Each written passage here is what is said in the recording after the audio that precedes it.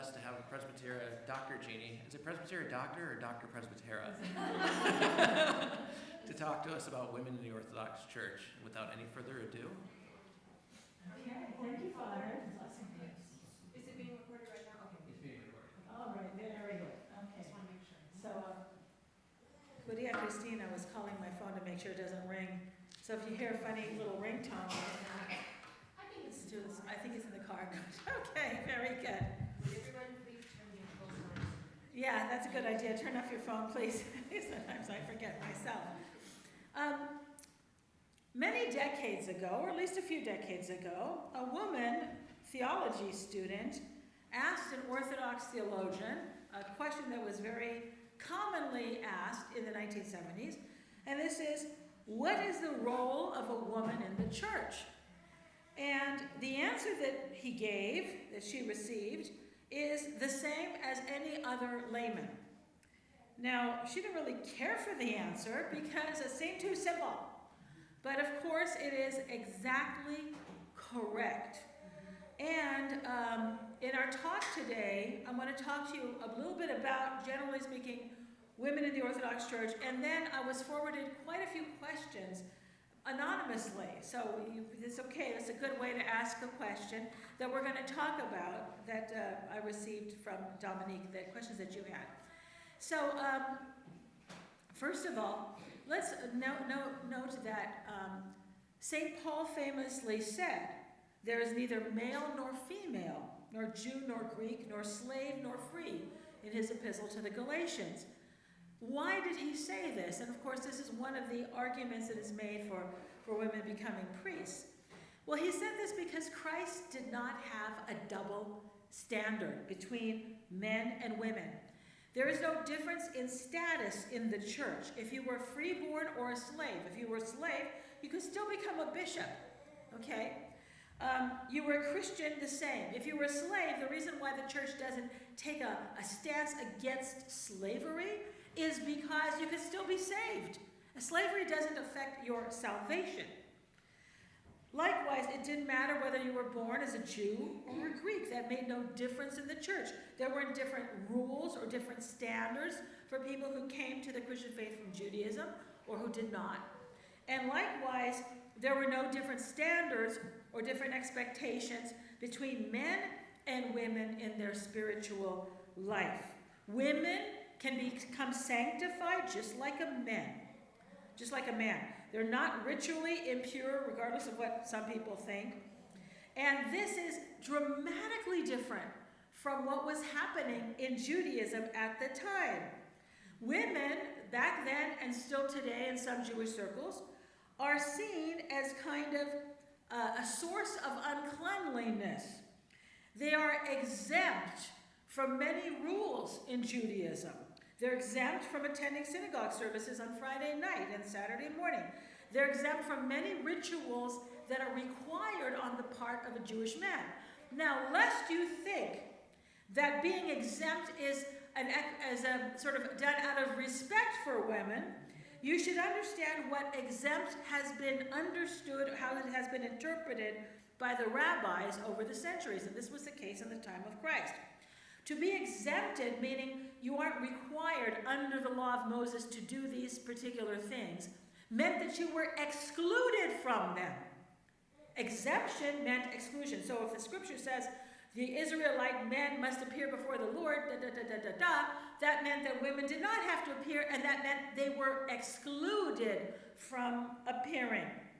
So, for example, what was adultery in the biblical standard? A married man could have relations with an unmarried woman.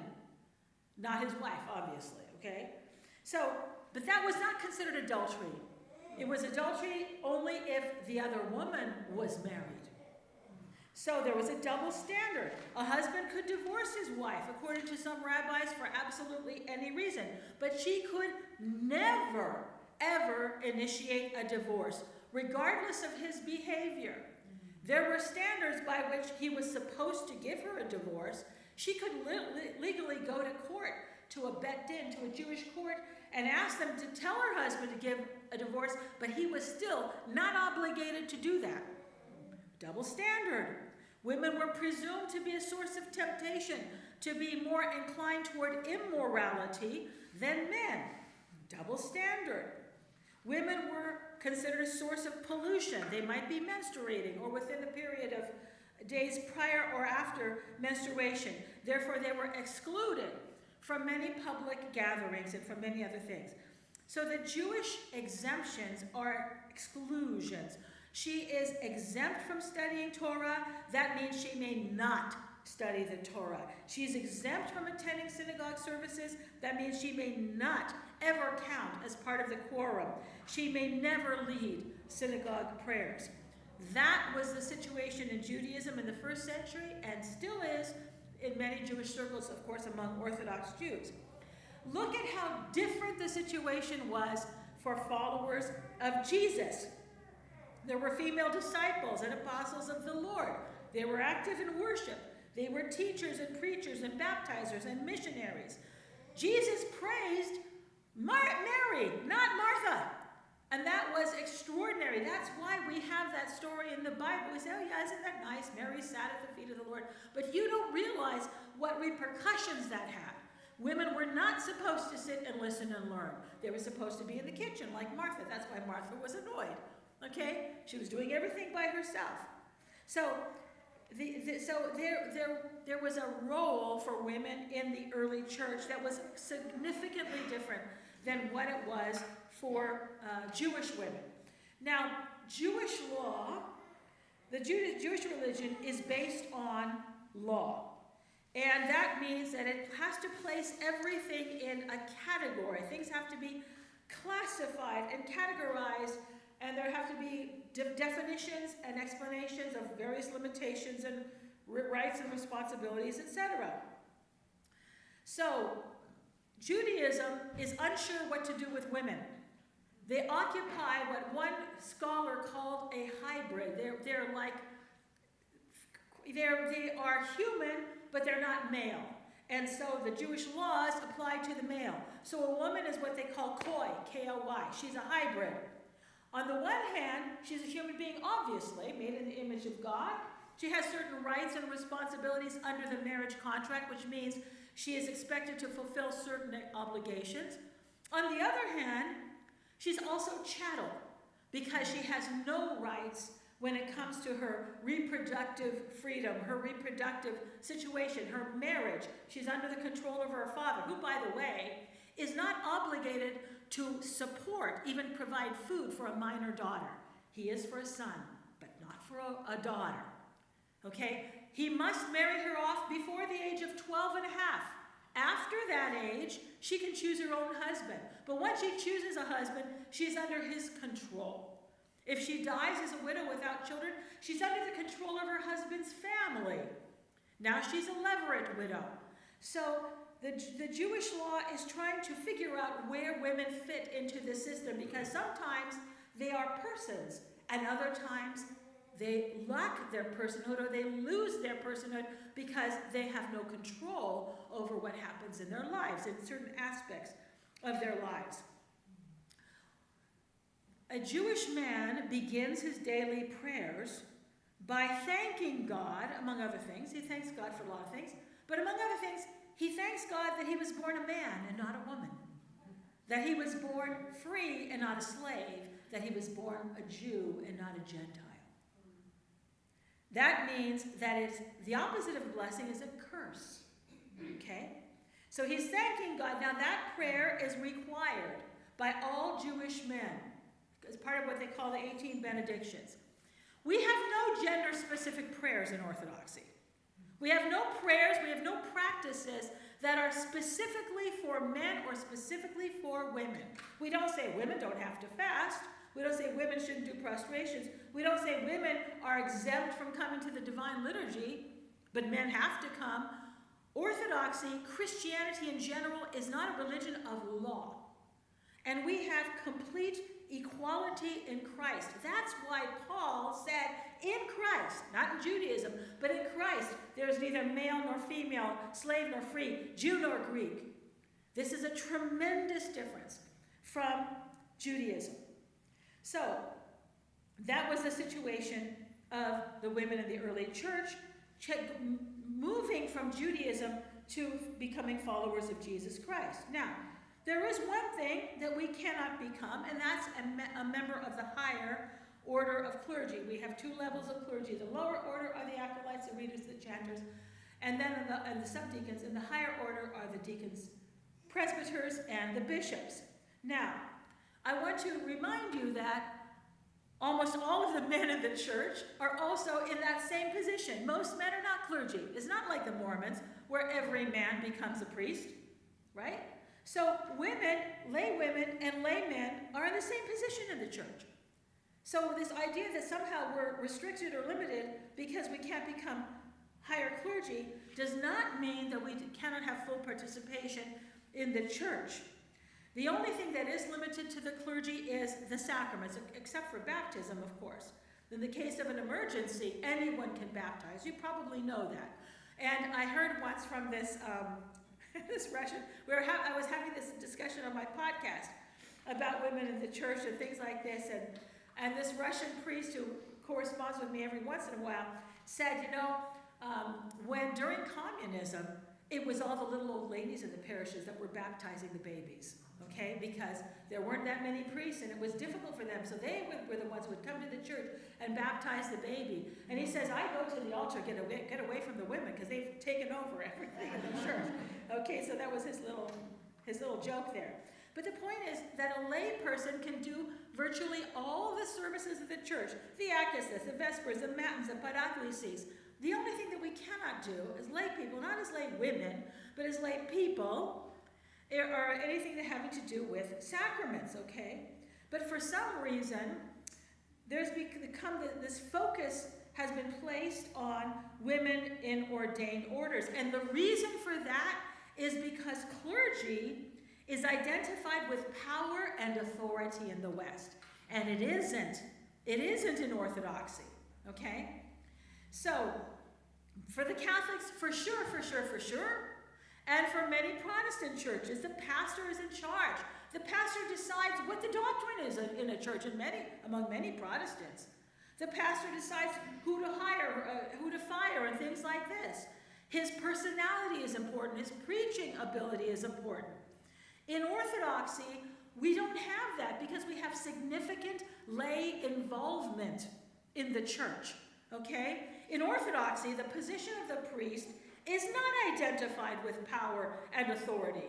You might think of it that way, but that's not the case at all. In Orthodoxy, the parish priest is really the servant of the parish.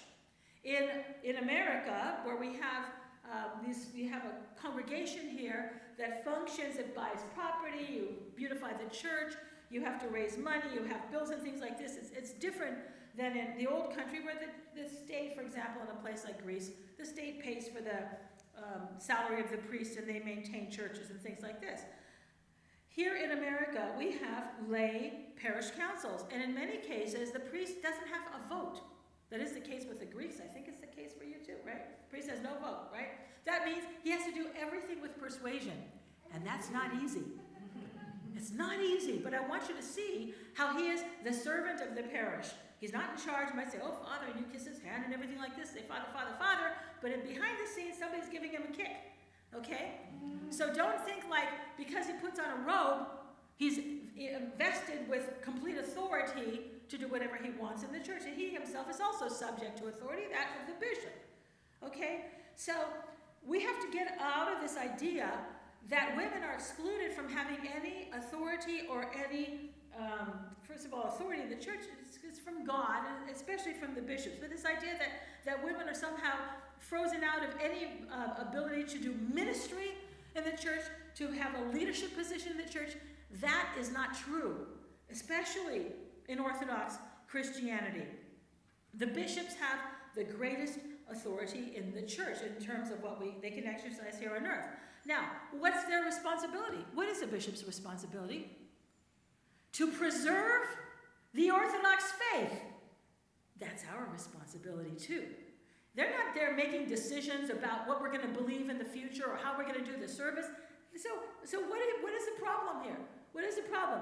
The bishops have some kind of power that the lay people have nothing to do with. They have a certain amount of administrative authority, but that's really it. So really, the fact is that women in the early church and in Orthodox Christianity are excluded from very little. That's the priesthood, the ability to consecrate the sacraments. So what I'm trying to get across to you is this. Most of what the priest does is not the sacraments.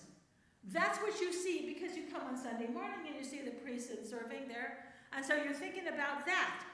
And I once had this young lady in a parish when I was still young, and she said, it must be nice having your husband home a lot of, every day. And I looked at her, because she only saw him on Sundays. So she figured, what does he do the rest of the week? Are you kidding me? He's never home. He's never home, okay? The sacraments, the liturgical role of the priest is the most visible role. But he's busy all week long doing things that any lay person, man or woman, could do. Okay? So if an Orthodox woman wants to be involved in ministry, there's absolutely nothing to stop her. She can be a social worker, a counselor, a chaplain, a writer, a theologian, Bible study leader, a physician, a psychologist, an architect. The church in Euless, Texas was designed by the presbytera of the church. She's an architect. Okay? So you can do that. You could be a church architect, an iconographer, a publisher of Orthodox materials. We have Courtney here, graphic designer. You want to create a logo for the church, produce printed materials. A video producer, a church musician, chanter, translate the scriptures and liturgical works and hymns. You could be a teacher, a catechist, a philanthropist. I mean, what is the problem? Most ministry does not involve the consecration of the bread and wine into the body and blood of Christ. Do you see my point? So we shouldn't buy into this idea that somehow our abilities or our role in the church is limited. We should never believe that. It's the same as any other lay man. Now, I will concede one thing, that when a man puts on a cassock, he gains instant credibility. That is true. Okay? So that is an advantage that women do not have. But I want to tell you something else, okay? Because he's been ordained, all right? That is one thing. That is true. So, but it's not true. It's not something that applies only to women, but also to lay men. And we do have lay men who are involved in ministry and in theology, okay? As a lay man or woman, you have to work. You have to study. You have to establish your expertise. You have to have a good reputation. You have to be recognized as responsible and trustworthy Orthodox Christian. A clergyman tends to get a pass unless he does something that people find questionable. Okay, that's true. But even in the Orthodox Church, being a priest does not mean you have complete authority. Here's why. Unless you have a degree in Orthodox theology, as a priest, you cannot preach in the church. Did you know that? Okay? So, for example, in the Catholic Church, a man who's a deacon or a priest can preach even if he is not a theologian, even if he's completely uneducated. He can preach. A Catholic woman who has a PhD, she's a theologian, she can never preach in the church because preaching is considered a priestly function. But it wasn't in the early church, so it isn't for us. So, as a lay theologian, I could preach in the church. But a priest, somebody who's an ordained priest, who does not have a theological degree, is not supposed to preach in the church. And I saw this recently in Cyprus when my husband was serving the Church of Cyprus. Most priests do not have theological degrees. So every week, the bishop puts out a sermon that is read in the parish after the gospel. The sermon is read by somebody, okay? Because most priests are not theologians. So when we went there, we met the bishop. He says, oh, of course you're going to preach. You're a theologian, okay? So can you see the difference there?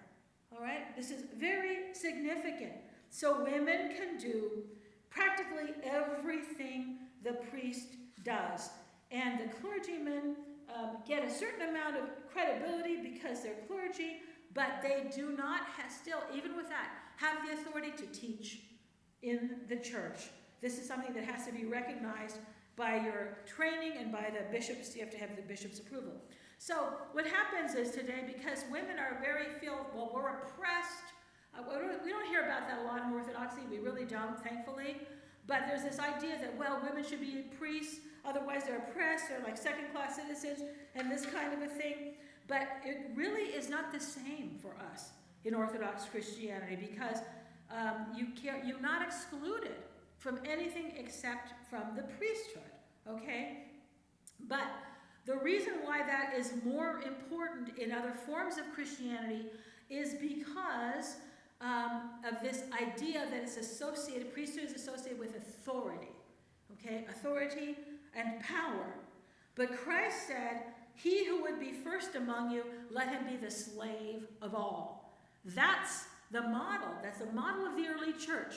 That's what we saw among the apostles, and that's what remains the model in Orthodoxy. We are not limited in ministry if we wish to serve. But if we're looking for authority and power, that's something else. But if we really wish to serve the church, rather than exercise authority and power, there are plenty of opportunities. And the church has always used the talents of both men and women. Now, women had fewer opportunities in the past to become involved in the church. And that simply had to do with the realities of their lives. They had lots of children. They had no frozen food. They had no drive-through. They had no washer-dryer. They had no car. They had no disposable diapers.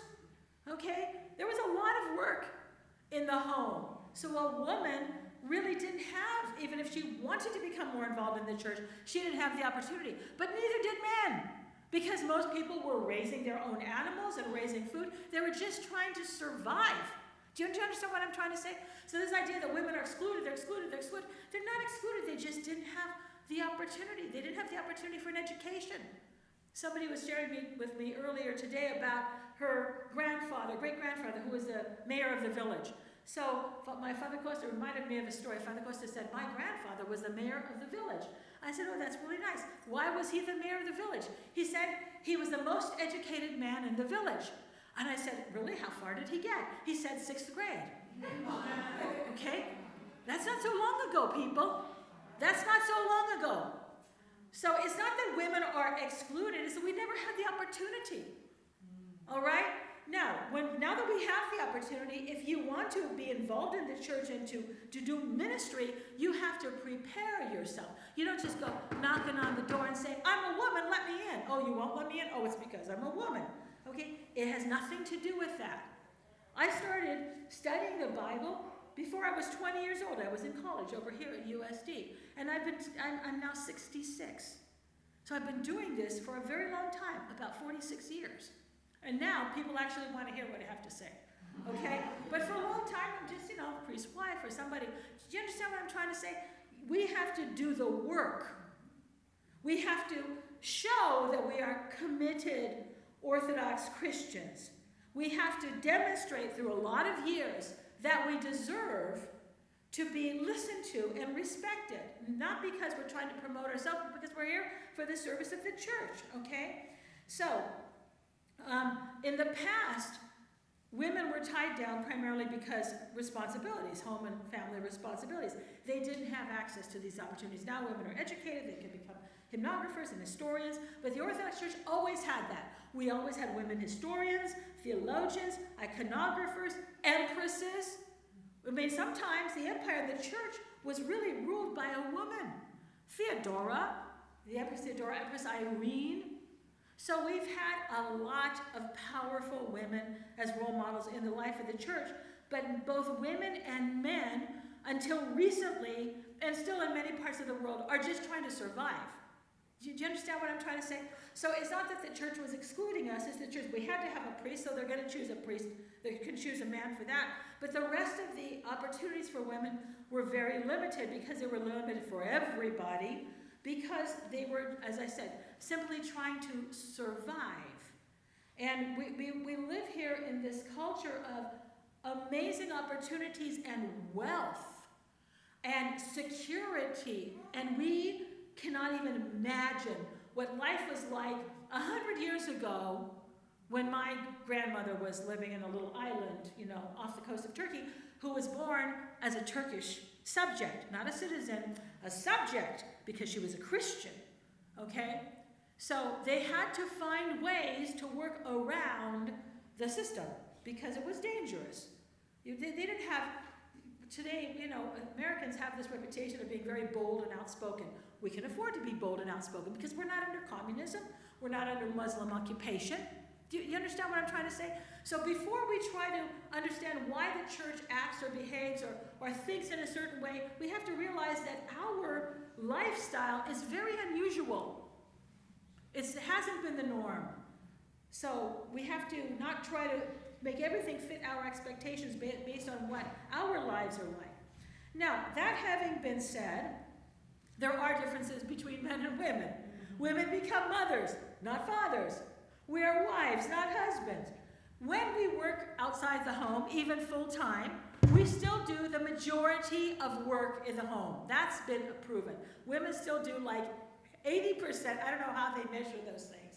But they say women who work full-time still do 80% of the child care and the housework. And I think that one reason for that is we like it, or at least it matters more to us, okay? So we look at Christmas decorations. You know what I look at those Hallmark Christmas movies, okay? I look at the decorations, okay? There's nothing like them. It's like there's an office and every room is a Christmas tree, and I'm like, this is not how real life is, but it looks beautiful. And you want to decorate your house. You want your house to be beautiful. Let's face it. If it were up to men, they would still be living in caves. They don't care. They don't care about these things. It's true. They don't care. We care. We want our homes to be beautiful. We want them to be comfortable. We like doing things for our family. That's why we do it. It matters more to us than it does to men. Okay? So we do have a disposition towards certain things, and men are generally less interested in those kinds of things. But that has nothing to do with the role we play in the church or the contributions that we can make in the church. So that's just what I want to say. Obviously we have different roles in the home, but we're going to answer those questions having to do with home and relationships. This is the first question that was forwarded to me by you. How, as a woman, in all our roles, do we keep Christ at the center, despite all the distractions and desires that we may have day to day? Okay, so let's listen to the question. How does a woman keep Christ at the center of her life in spite of distractions? How do men do it? Is there a difference? I mean, this is what I'm trying to help you understand. That just because you're a woman doesn't mean you have more distractions than a man. He has distractions too. He has responsibilities too. So the question is, how do we do it? How do we ask the question, not how as a woman, but how do we keep Christ at the center despite our distractions and obligations and things like this? By our prayers, by raising our thoughts to God frequently, by giving ourselves a break, by not pursuing perfection. There's a sense, especially now that we're getting into the holidays, I want my house to look like the Hallmark movie Christmas houses, okay? That's what I want, or I want it to be like Joanna Gaines. It used to be Martha Stewart. Now it's Joanna Gaines. I want my house to look like that. Is that really important? Do you see my point? So we have to give ourselves a break, not pursue perfection. Oh, I want to make all these cookies because that's what my family loves. That's wonderful. Do what you can. But sometimes we place expectations upon ourselves that are not necessary. So one thing is to liberate ourselves from this expectation. The other thing is to raise our thoughts to God frequently, and also by recognizing that our work is also a prayer. This is monastic. This is monastic. This is Orthodox spirituality.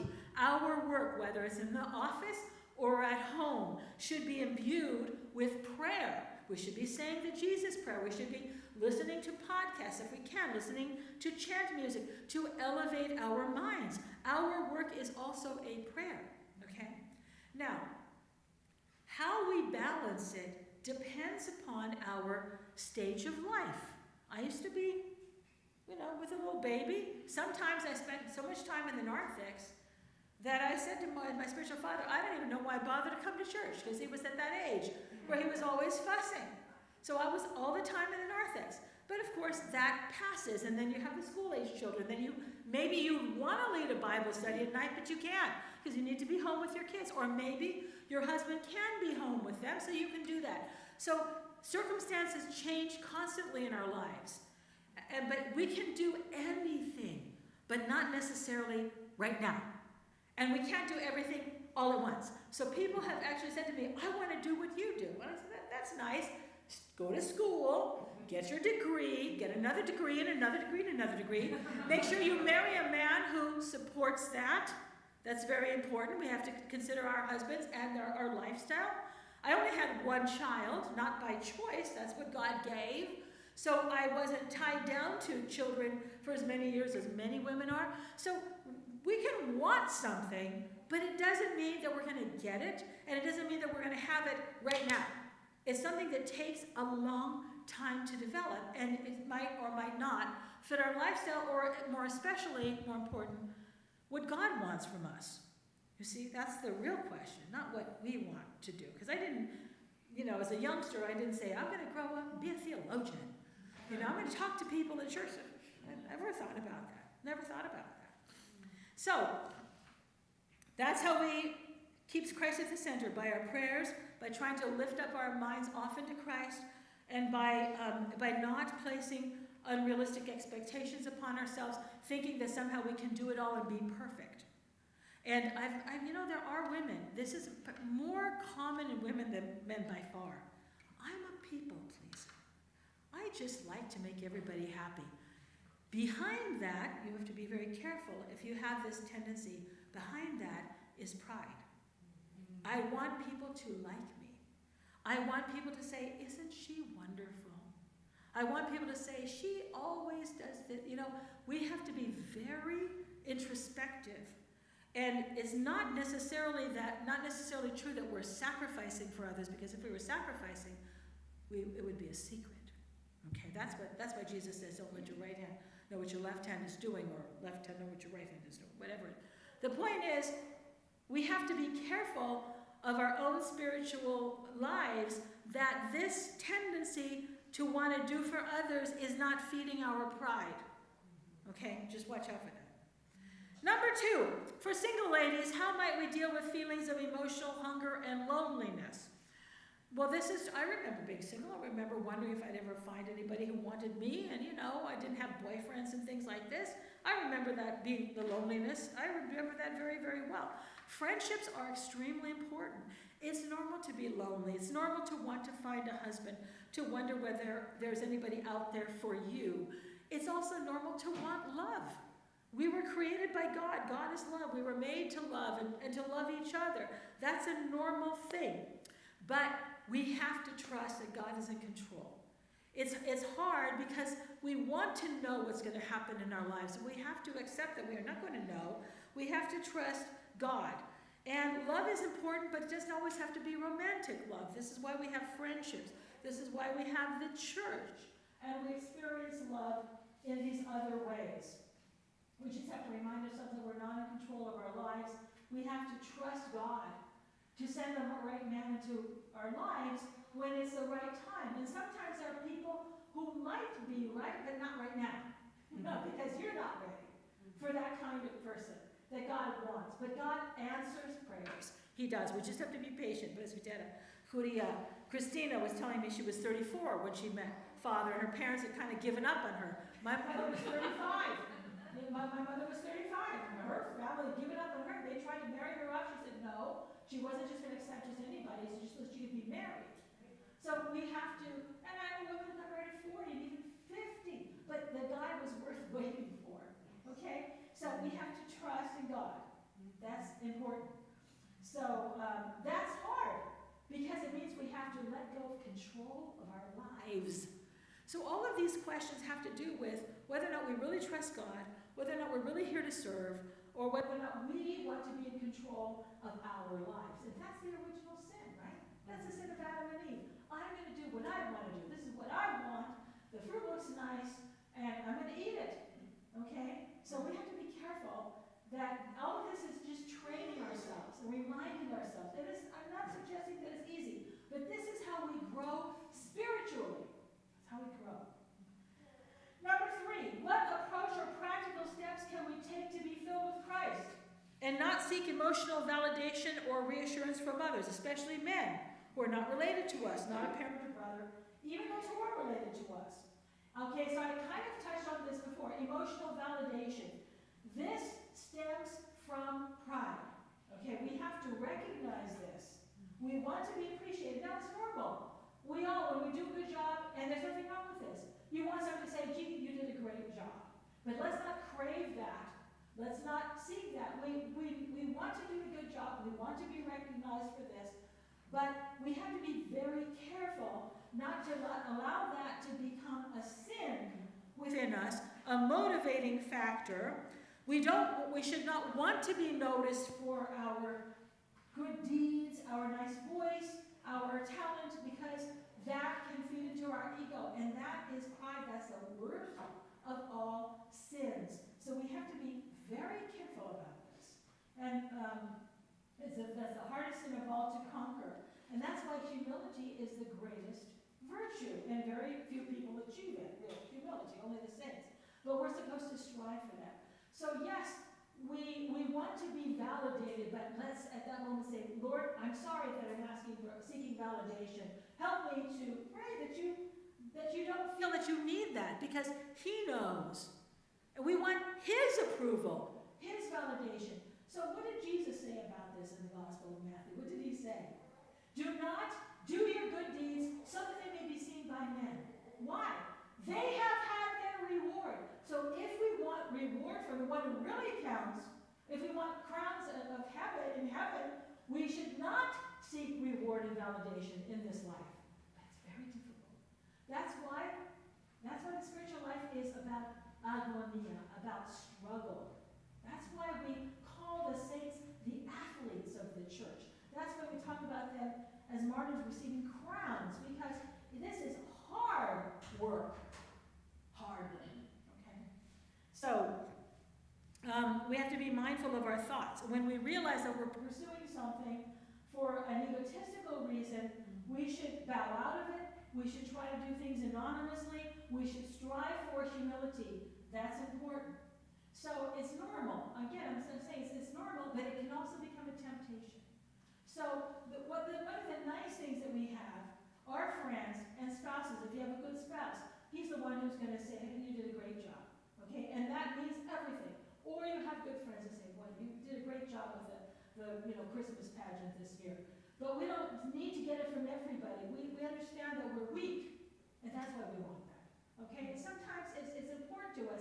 Sometimes those little statements of validation keep us going. So I'm not suggesting you should compliment people, but what I am suggesting is that we ourselves should not be looking for that. Can you see the difference?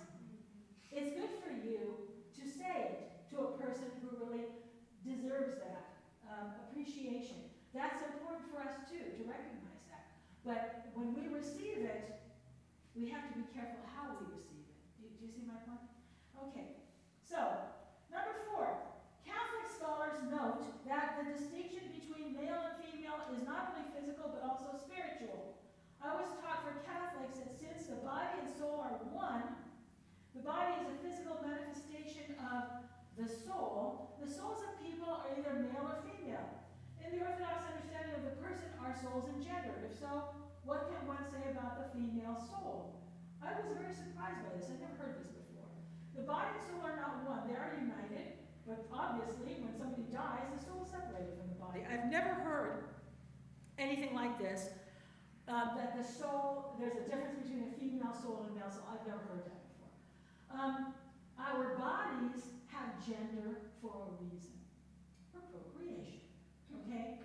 But I don't think the souls are gendered. I've never heard of anything like that, and I don't think it's true from an Orthodox perspective, that the soul has a gender. Obviously, you're created as a woman, you have a soul, but there's not something different about the soul of a woman versus the soul of a man. ever read in any of the fathers. If I'm wrong, somebody can correct me, but I've never heard anything like that. There are different teachings in the Catholic Church, about gender, for sure.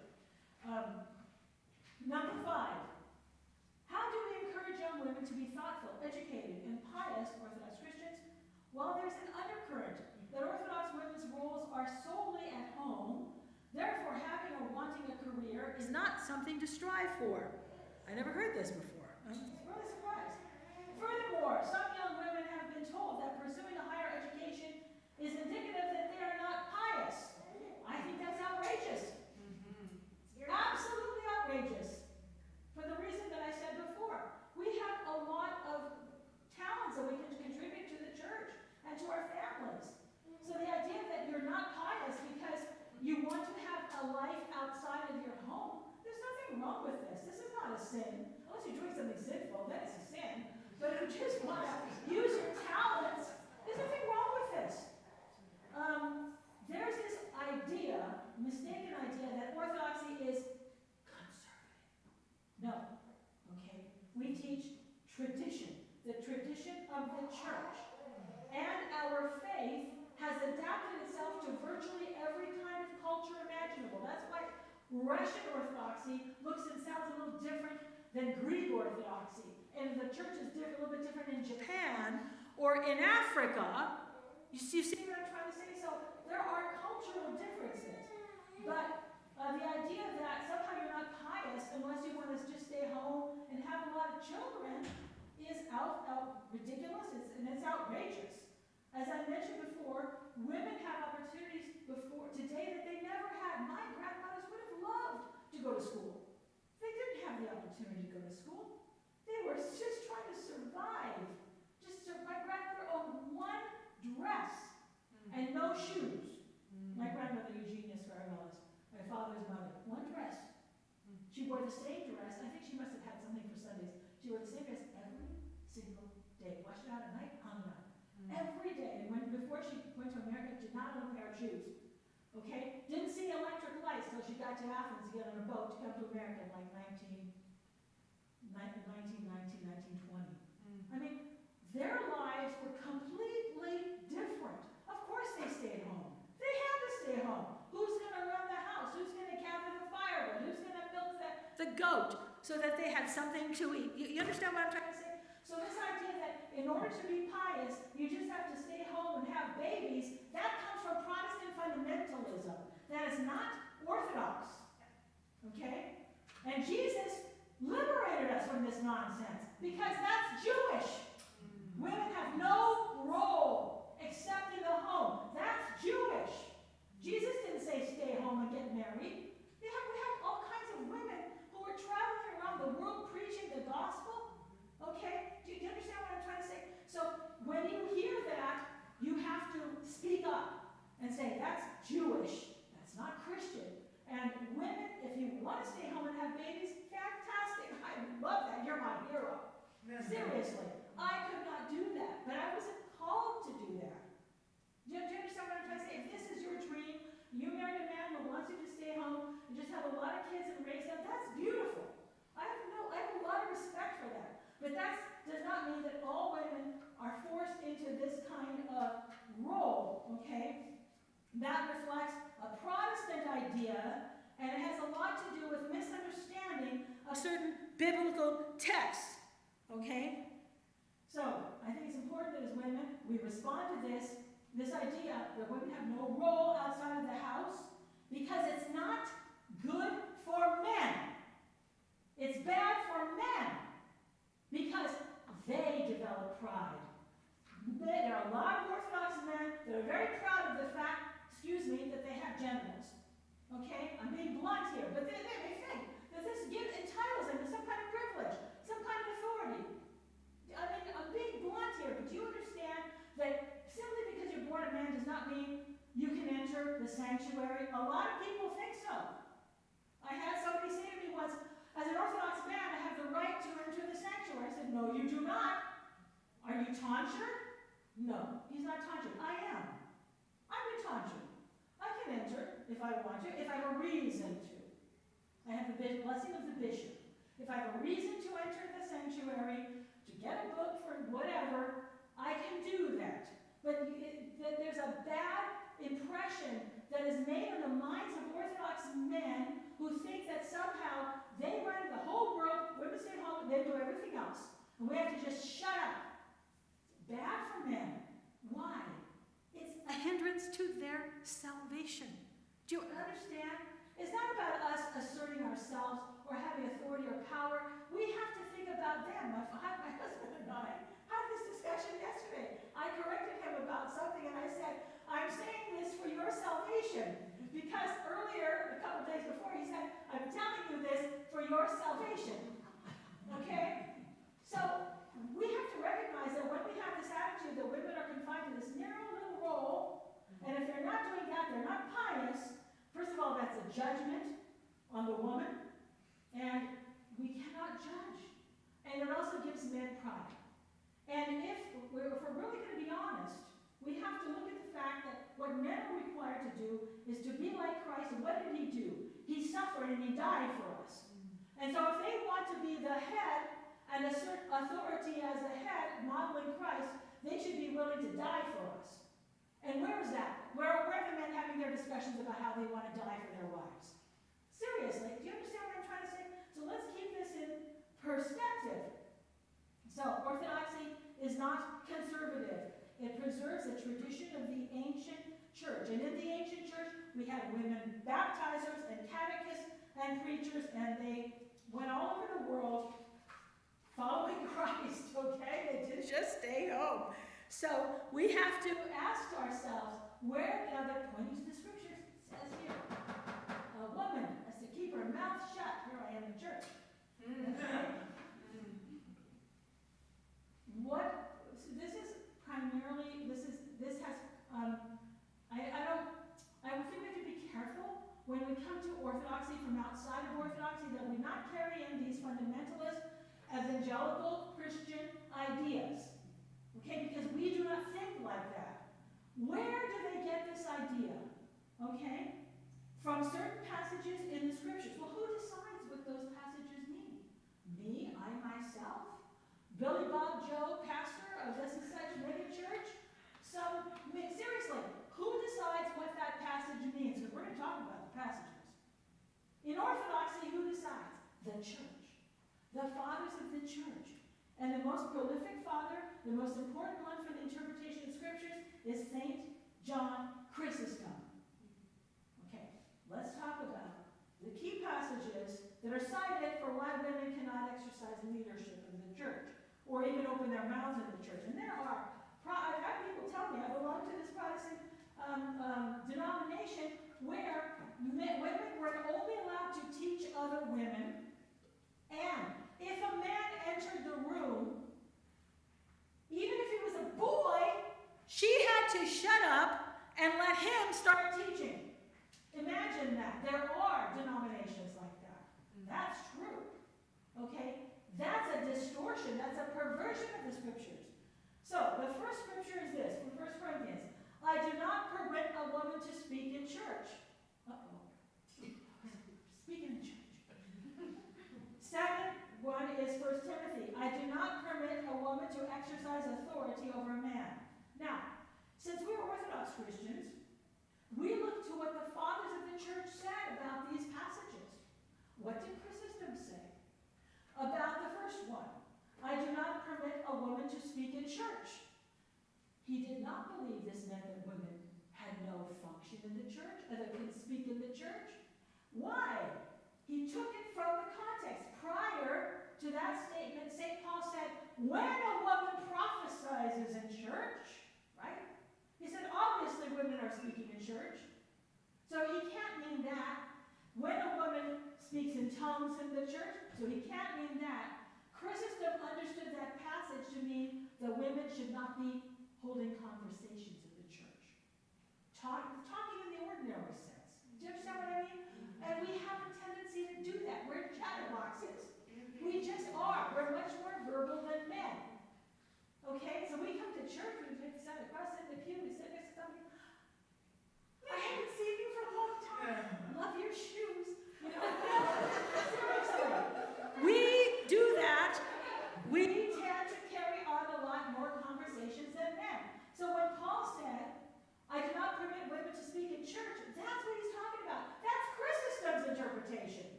side conversations. You know, when you're at a dinner party, everybody's having one conversation, and then they kind of start to break up. So Chrysostom said, don't do that. Don't be carrying on conversations in the church. That's what it was. And back then, they were sitting on opposite sides of the church, so that conversation with her husband was yelling across the aisle. Well, but we're talking about St. Paul. But at St. Paul, it wasn't, they weren't sitting on opposite sides. Not in St. Paul's era. They were probably around a table.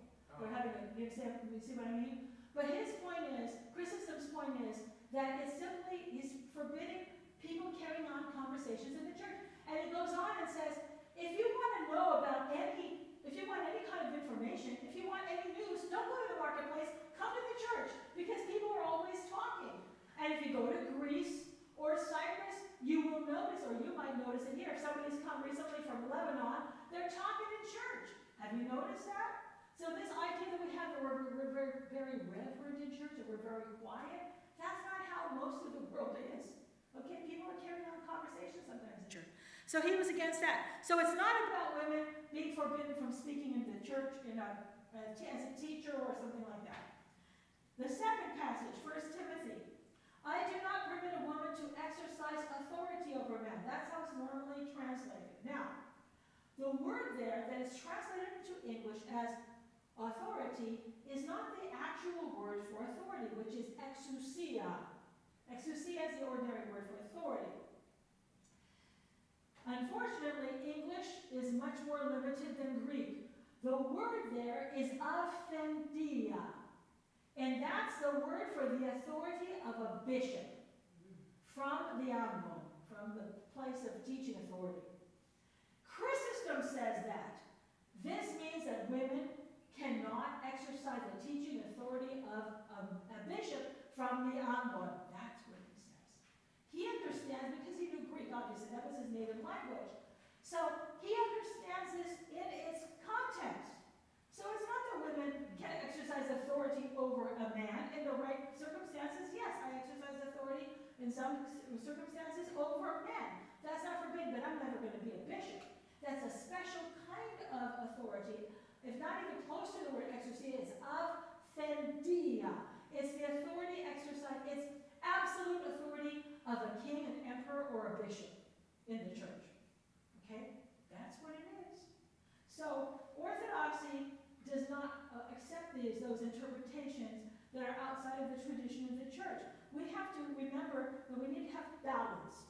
We need to avoid extremes, and we shouldn't simply accept, because I read something, because I read it in English, I do not permit a woman to speak in church, I do not permit a woman to exercise authority over men. It seems, it's very obvious, that's exactly what it means. So all women have to shut up in church and have no authority in the church. Do you understand what I'm trying to say? So we never decide for ourselves what it means. We look at what the early church understood it to mean, and it's not in keeping with most fundamentalist Protestant interpretations, okay? Number 6. While I was in Greece, most women didn't wear head coverings.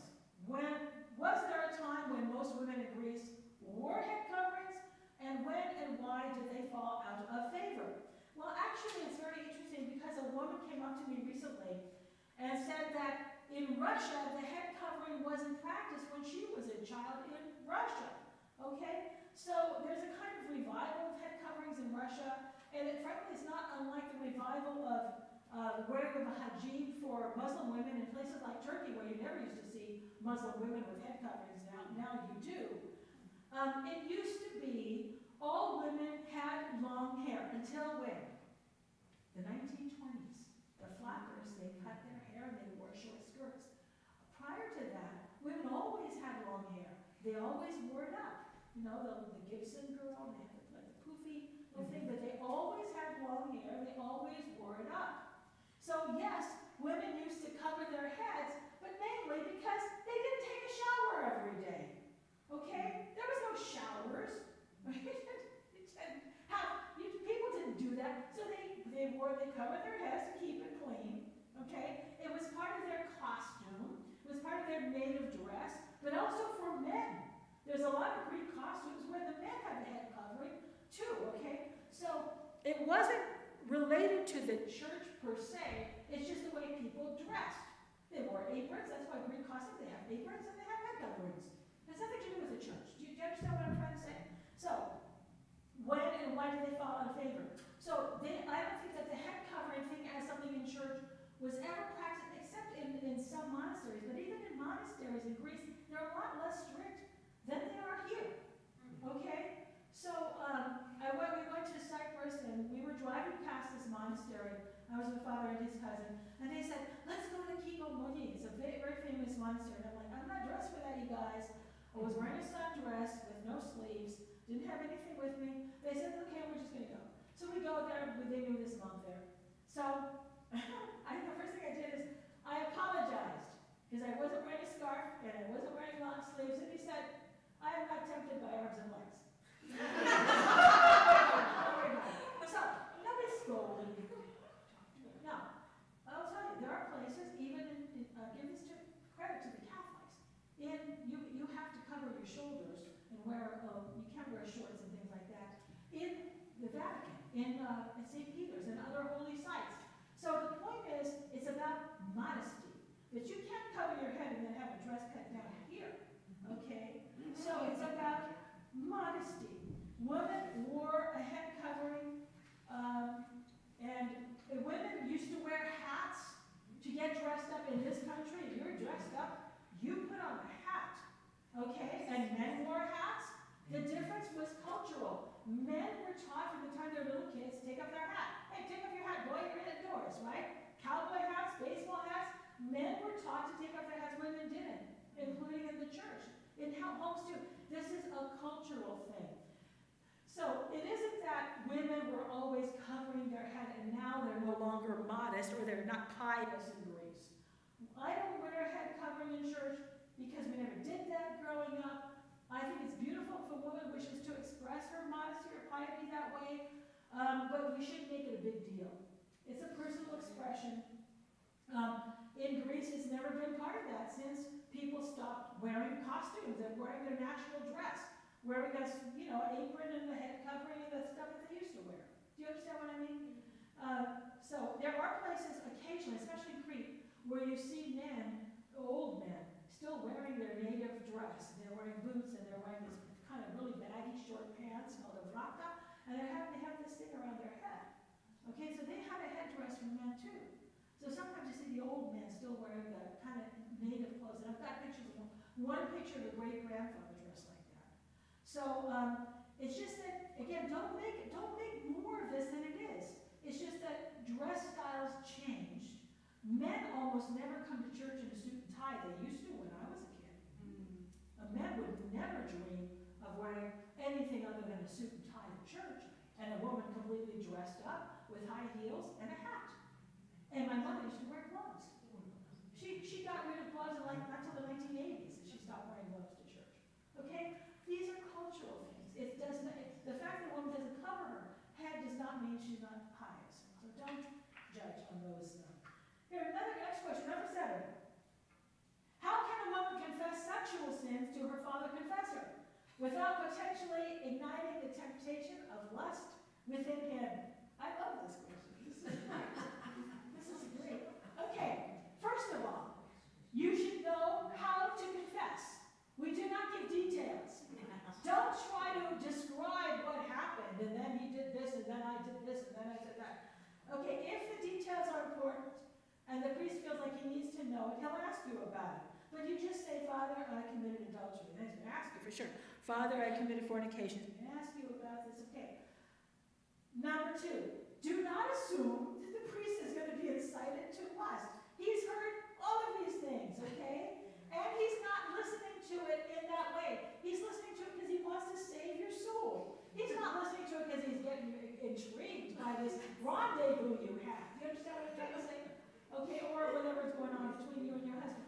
He's thinking about his soul, okay. Number 3, if he does, for some reason, have ideas of lust that arise within him, that's a big problem. And he's going to address that himself. That's not for you to think about. He will confess that himself to his father confessor. You understand what I'm saying? And 4th, this idea that by confessing this, maybe you might incite lust in the priest is being introduced into your brain by the devil, who's trying to convince you that it would be wrong of you to confess it, because you might cause another person to sin. Do you see what I'm trying to say? That is not a reason not to confess it. Okay? That's the devil trying to keep you from confessing so that he can, claim you later. Number 8. During the fasting period, should we partake of substitute foods, almond or soy milk, for real dairy, impossible soy protein for meat, vegan sausages, dairy-free cheese, or we could say vegan yogurt, which I just had. It was actually really good. Is this a form of cheating? What does modern food chemistry absolve us of fasting from? We're not sure. Why does it absolve us? Does this make us hypocrites by finding a way out of the fasting protocol? Now, that's a personal opinion. We never had this. In my opinion, yes, it does. Okay, I think if we're not supposed to eat meat, because I've had some of those Impossible or one of those fake burgers, you couldn't tell the difference between that and real hamburger, then you're not really fasting. This is my personal opinion. But for you, that's just me. You ask your spiritual father, Father, what do you think? Should I be, if you feel in your conscience that it's not right, okay, because you feel like it tastes that tasted just like yogurt. I didn't know it was vegan till I looked at the container. If it tastes just like it, then you're really not, in my opinion, because it's not about rules. We have to be very careful that we not just follow rules, but that the purpose of this is to control ourselves. And if we're satisfying that taste another way, then we're really not exercising much self-control. We're just buying something different. Do you see what I'm saying? So I'm inclined to feel that way. Now, there might be cases where you have to use a substitute or you use a substitute, but it really doesn't, it's not the same, so it doesn't work well. And you kind of know the difference, okay? So, but this is a very personal thing. I think you should talk to your priest about it. But I do think that there's so much artificial food today that it is practically, that we're not really fasting. I kind of feel that way myself. So we have to be super careful about that because, yes, we are not really, because the point of it is not to follow a rule, but the point is to exercise self-control. If we just eat this kind of a burger instead of this kind of a burger, we haven't really learned anything from that. We haven't exercised any self-control.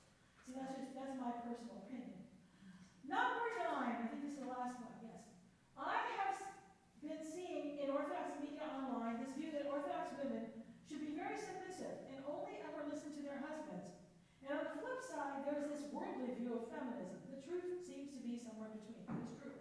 Could you speak on how, as Orthodox women, we can be submissive to our husband and God, he's the important one, without being run over, so to speak? I love this question. Okay. So, first of all, if you're unmarried, be careful who you marry. Yes. Number 1. If you marry a man who's jealous before you're even married, he's not going to change afterwards. If you marry a man who's demanding or abusive, he's not going to get better. Don't try to fix him. Just say, you're a very nice person, but you're not for me. Walk away. Don't try to make him into what you want him to. Oh, he's so perfect in every other way. One of the big mistakes that women make, and men too, is thinking that someone's going to change after they're married. Okay, that doesn't happen. So be careful who you marry. But if you are married, how does the epistle reading begin that we read in every Orthodox wedding service? Be subject to one another out of reverence for Christ. It's not just, yes, wives, be subject to your husbands as to the Lord. Husbands, love your wives as Christ loved the church. That's what I was talking about. It's supposed to be a sacrificial love. He's not supposed to be, as the Lord said, lording himself over you. He should be willing to die for you, to be tortured for you. That's what he's supposed to do. Now, why does it say that women should be subject to their husbands? But I'll remind you, it says be subject to one another. Just like I said last night, Father didn't like it when I said it. I'm saying this to you for your salvation. He said, yes, I know, I heard you say that, but yeah, and I said, you said this to me the other day, I'm telling you, Okay, so we're subject to one another. We're supposed to. This is a partnership in which we help each other to the kingdom of heaven. Okay, so in what way is a woman to be subject to her husband? This is very difficult because it depends very much on your relationship. But there is a reason why there is more, we could say, expectation on the part of a woman to be a bit more submissive in the marriage. And this is what I think it is. Because women run the house. They just do.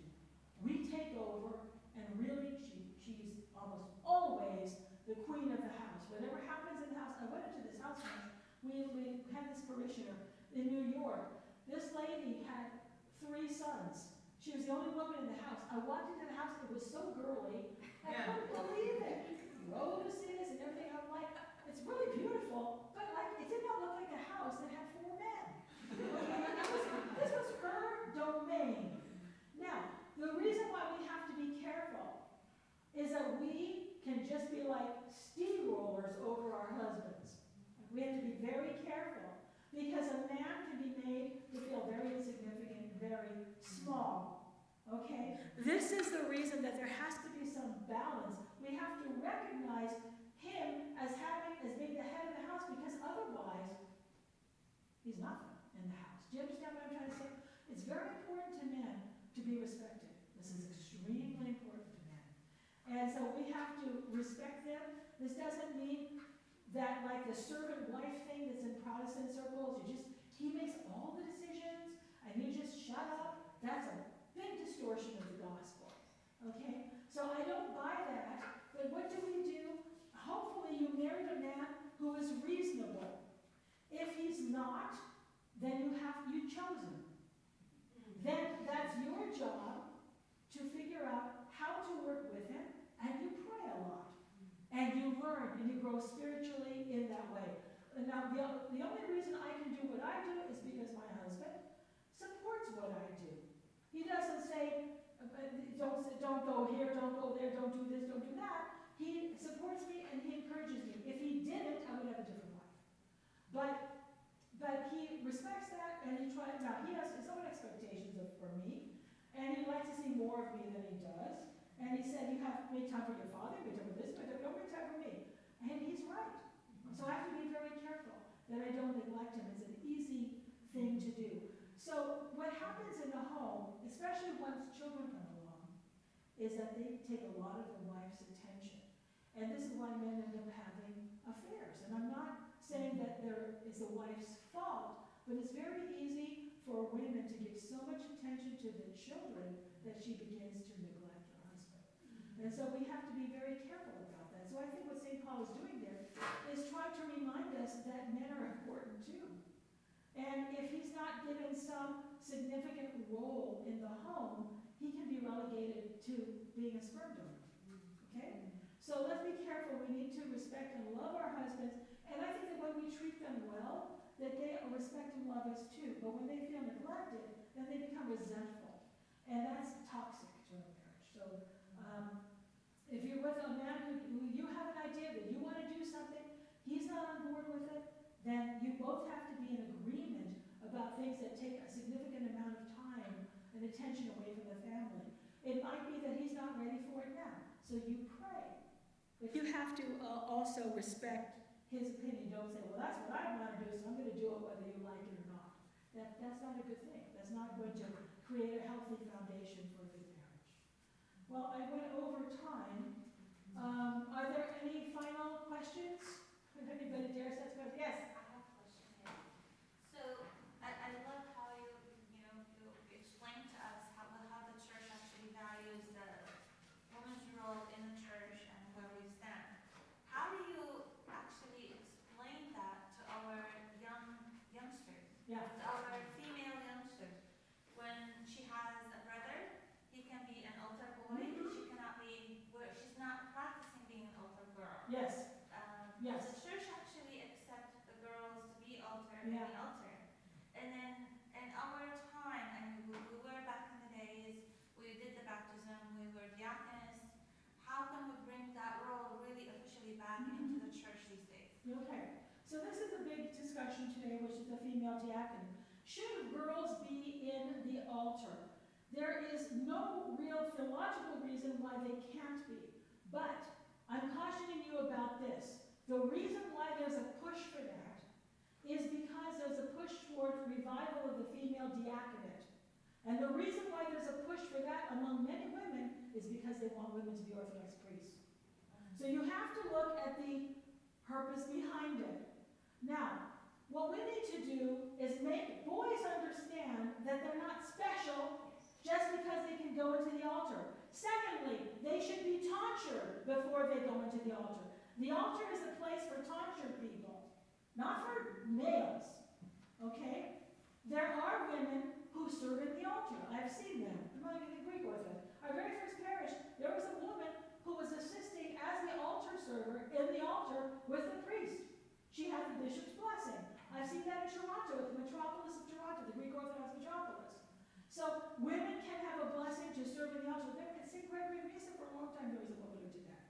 Okay? So a woman can serve in the altar with the permission of the priest and the blessing of the bishop.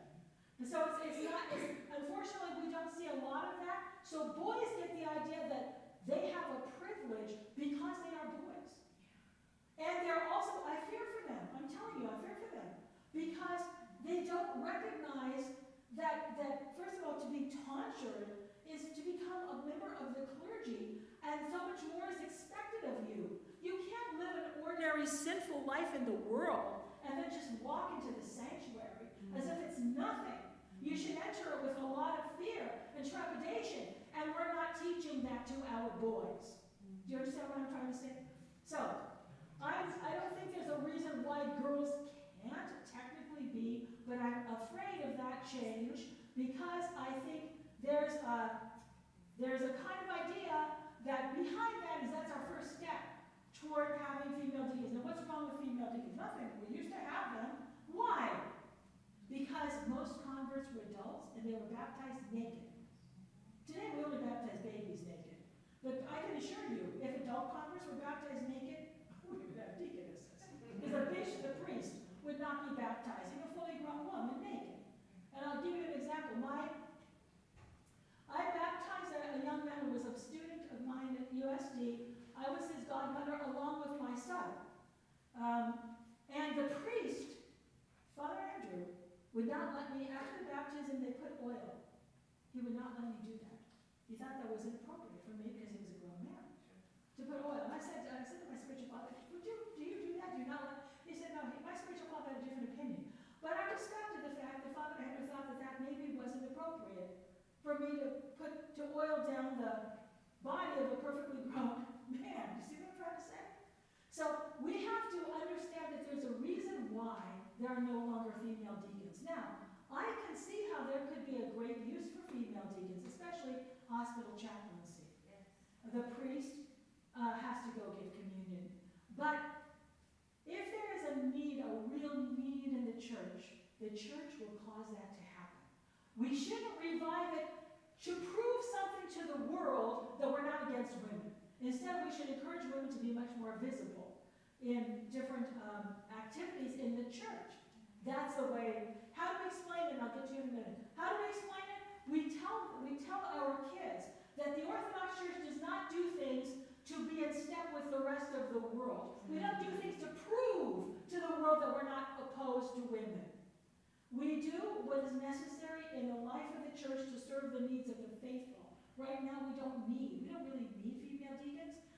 There was a time when I was very much in favor of it. But now, because a lot of the talk is about priesthood, I used to think, oh, no way. If we had female deaconesses, we would never be talking about priests. But that's not true anymore. So we have to be very careful because people are adopting the mind of the world. And we don't want to do that. Do you see what I'm saying? So that's why I'm leery. Yes, Courtney. Dr. C, thank you. This has been really great. So here's my question. So what if a woman feels called by God because of her spirituality? Mm-hmm. What if a child, a daughter, feels called to, with her spirituality, to participate As a priest, an as altar clergy. server? As altar server. Or what if a woman feels called to, receive higher education and is called to serve? And so it's like looking at it kind of from a slightly different point of view. Feeling called. If the woman feels called, like this is like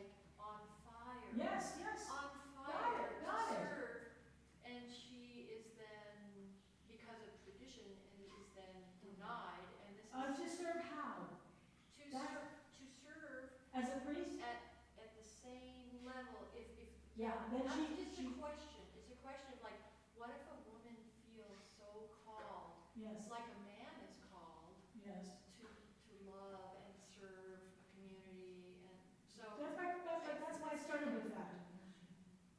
She doesn't have to be a priest to do that.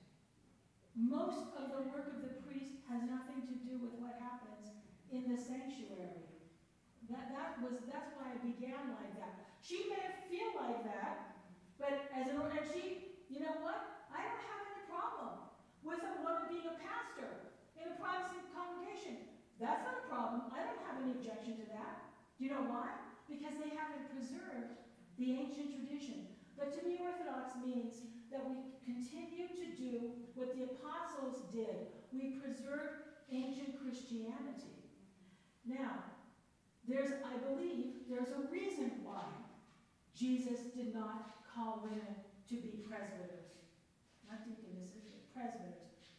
Because that life is one that demands complete devotion. And your family comes second. It just does. And I've had people write to me from Africa, they say, I haven't been home for a month because he's serving a lot of different churches and villages in Africa. Now, because most of our priests are married, what would happen to the children of that woman if she was the priestess and her husband stayed home? And I just want you to think about that. Women have children, and they need to feed those children, and they need to nourish those children. And in that respect, they're not interchangeable. So we say today, well, they could have formula and things like that, but we're talking about the ancient church and what Christ wanted. So it's hard enough when dad isn't at home, but if mom isn't home, then that really affects the family. So I understand what you're saying. But I was just thinking, like, sometimes not all women want to be married or to have. That's right, exactly. So. That's right. What if But there's that's, one woman? so what if she says, I'm not going to be married, but that's Catholic? No, I'm just So the saying, Catholic as a Church- human being, Yeah, if but- a woman doesn't choose to marry or That's right. choose to have children, She can and she still wants devote to herself. Yes, participate as an Orthodox Christian. yes, and she can do that. I just. She can do that, but not as a I priest. struggle with this, like, with all religions. I understand. With all religions, and it's like, wait, It's because you're applying, but I totally get it. So people, this is why there's less of a reason in the Catholic Church not to ordain women, because they're not allowed to be married. What I just gave you was my idea of why Jesus yeah, chose that yeah. for women. Jesus knew that one day there would be formula and disposable diapers and childcare. He knew that. But as a wife of a priest, I'm telling you, I cannot count how many times he got a call in the middle of the night and had to go to a hospital, or got an emergency call because somebody was attempting suicide or whatever. I can't tell you. The priest is on call 24/7. You don't have a normal life. And it's harder on the family if that's the wife than the husband. Okay? For Catholics who they do not allow them to be married, then it's not an issue. But a woman can't say, well, I'm choosing not to be married, so that won't be an issue. Because I'm giving you a reason, a rational reason.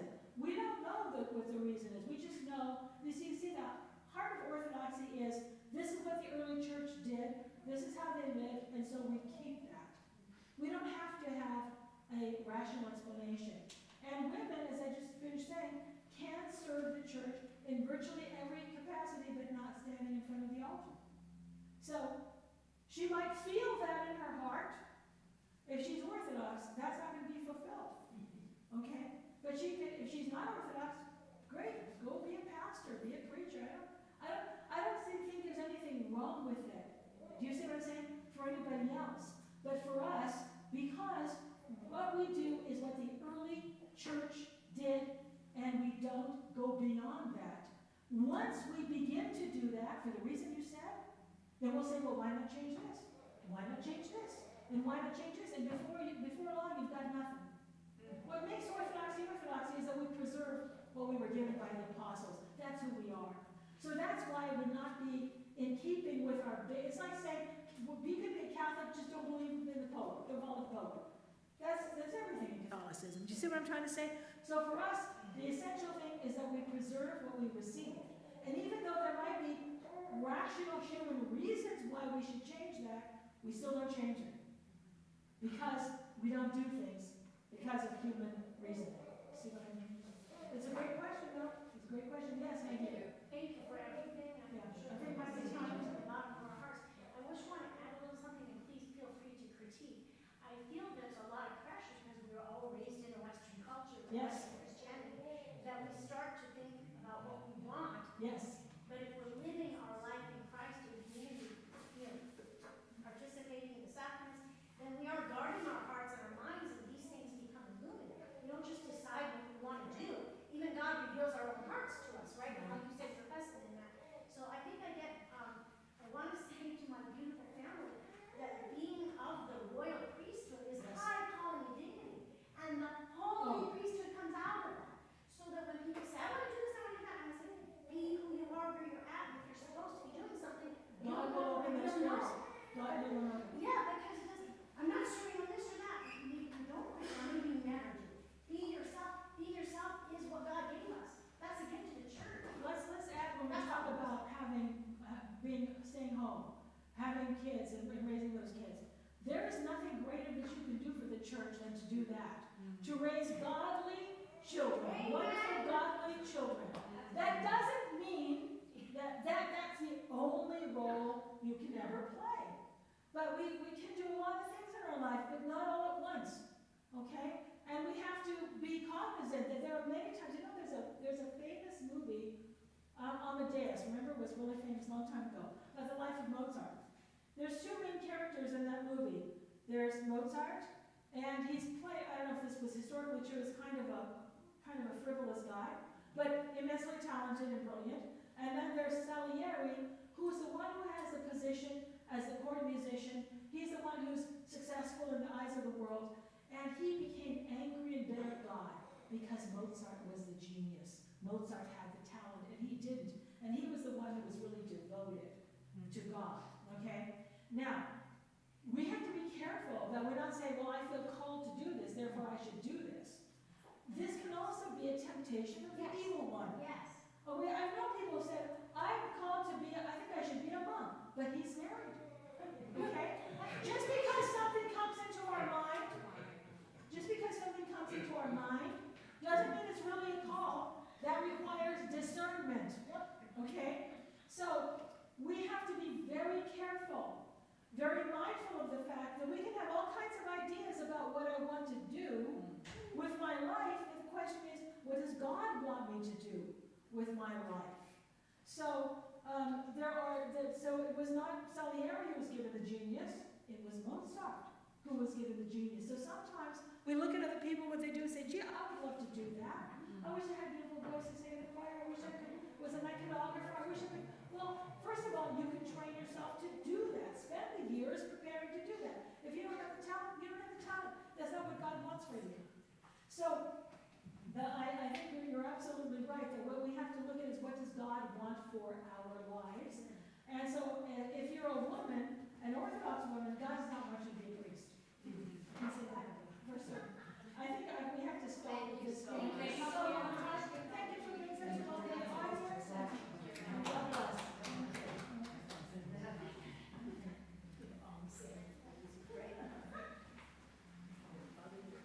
Yes. Thank you. Father. Thank you, Presbyterian. I Thank so you, Father. appreciate your blessing us. We are so blessed in San Diego to be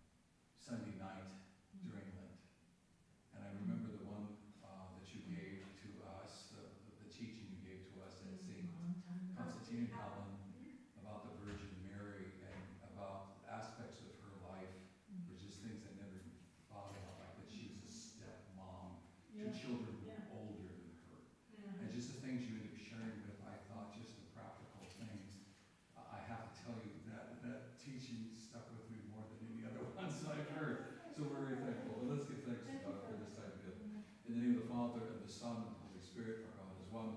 Amen. Lord, we are thankful for your calling to each and every one of us, that you seek to involve us in your wonderful process and plan of salvation, not only for ourselves, but for all those around us. Help us to be faithful to follow thee, O God, according to the leanings